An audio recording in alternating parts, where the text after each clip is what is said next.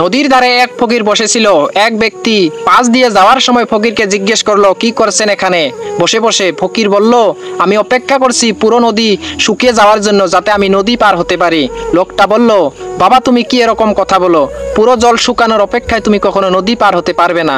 তখন সেই ফকির বলল, আমি মানুষকে এটাই বোঝাতে চাই যে তোমরা যারা সব সময় বলতে থাকো যে জীবনের সব দায়িত্ব পূর্ণ হলে আমাদের খুশি হওয়া উচিত, মজা করা উচিত, ঘোরাঘুরি করা, সবার সাথে দেখা করা, সেবা করা উচিত, তারা ঠিক কথা বলে না। গল্পটির থেকে একটা নীতিবাণী আমরা পেলাম। একদিন আমাদের জীবন শেষ হয়ে যাবে, কিন্তু এই জীবনের দায়িত্ব কখনো শেষ হবে না। আমাদের জীবনের এই দায়িত্বগুলি আমাদেরকে জীবনের পথে চলার সাথে সাথে নিতে হবে এবং প্রতিটি কাজ করতে হবে যা আমাদের সুখ দেবে। আমাদের দায়িত্বর বোঝা কখনোই এতটা বাড়ানো উচিত নয় যে জীবনে শুধু দুঃখ থেকে যায়। এক বাড়িতে আগুন লেগে যায় এবং সবাই সেই আগুন নেভাতে থাকে। সেই বাড়িতে একটা পাখির বাসা ছিল।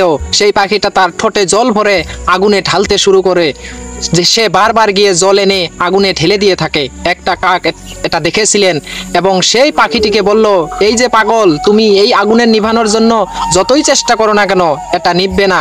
তখন পাখিটা উঠে বলল, আমি জানি আগুন নিভবে না, কিন্তু যখনই এই আগুনের কথা বলা ফেলার দলে গণ্য হব আর তুমি তামাশা দেখার দলে গণ্য হবে। গল্পটির থেকে পাওয়া একটা শিক্ষা যে আমাদের জীবনে অনেক মানুষ আছে যারা আমাদের পরিশ্রমের চেয়ে আমাদের পরাজয় দেখতে পছন্দ করে।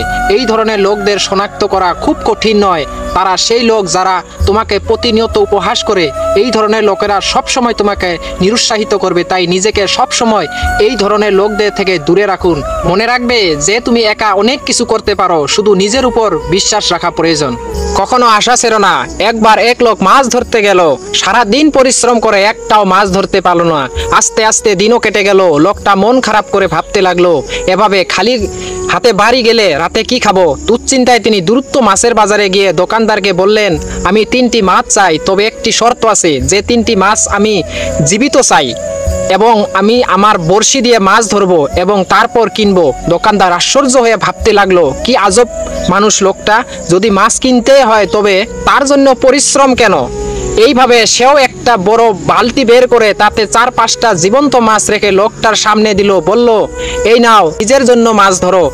একে একে 3টি মাছ ধরে দোকানদারকে টাকা দিয়ে চলে যেতে লাগলো। যাবার সময় দোকানদার জিজ্ঞেস করলো, আপনি যে মাছগুলো ধরলেন সেগুলো ধরে আপনি কি অর্জন করলেন? আপনার সময়ও নষ্ট হলো এবং আপনাকে একই পরিমাণের অর্থও দিতে হলো। লোকটি বলল, তুমি বুঝবে না, আমি কিন্তু কাউকে মিথ্যা বলতে চাই না।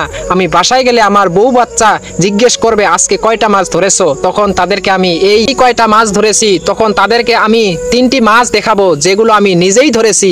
এই কাজ করে আমি নিজে উপলব্ধি করি যে আজ আমি ব্যর্থ হইনি এবং আগামীকাল আমি নতুন আশা নিয়ে মাছ ধরতে যাব, যাতে আজকের মতো ব্যর্থ না হই।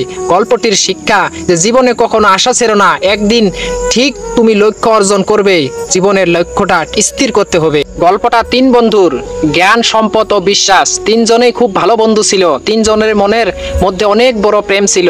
একবার কোনো কারণে 3জনকে আলাদা হতে হলো। তারপর 3জন একে অপরকে জিজ্ঞেস করলো, আজকের পর কোথায় দেখা হবে?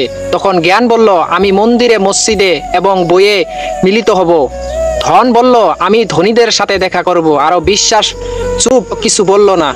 2 বন্ধু তাকে তার নীরবতার কারণ জিজ্ঞেস করলো। বিশ্বাস কাঁদতে কাঁদতে বলল, একবার চলে গেলে আর কখনো দেখা করতে পারবো না। গল্পটির মূল কথা, নীতিবাণীটা হয়েছে যে এই ছোট্ট গল্পটি আমাদের শেখায় যে আপনি যতই চান জ্ঞান এবং অর্থ পেতে পারেন, তবে বিশ্বাস এমন একটি জিনিস যা একবার ভেঙে গেলে তা ফিরে পাওয়া খুবই কঠিন। যদি আমার ভিডিওগুলো দেখে আপনাদের কিছু অনুভব উপলব্ধি করেন তাহলে সবাই বেশি বেশি করে শেয়ার করবেন। আর যারা এখনো আমার ফেসবুক, ইনস্টাগ্রাম, ইউটিউব চ্যানেলটা সাবস্ক্রাইব করেন নাই, সাবস্ক্রাইব, ফলো করে পাশে থাকবেন সবাই। ধন্যবাদ। আল্লাহ হাফেজ।